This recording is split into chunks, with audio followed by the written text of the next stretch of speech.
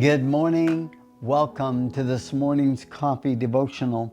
And to get our day started, let's take a look at a verse in John chapter 14, verse 8. And this whole passage of John 14 is so packed. He's talking about preparing his disciples for his death, resurrection. And he's referring to the 3 days in which they would be without him. Imagine 7 days a week for 3 years, these disciples were with Jesus as far as we know.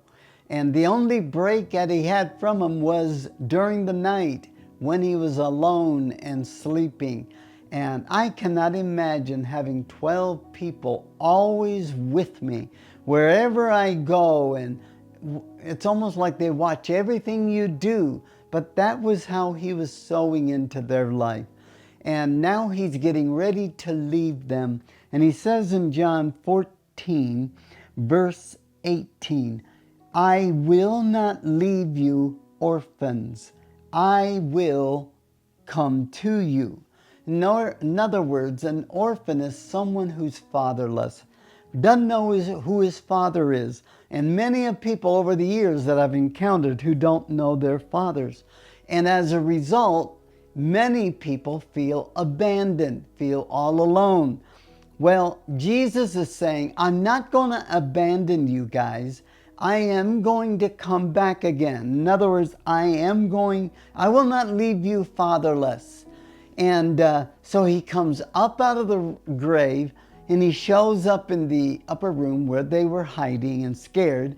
And he shows himself to them, and he walks up to them, and he breathes on them and says, receive the Holy Spirit.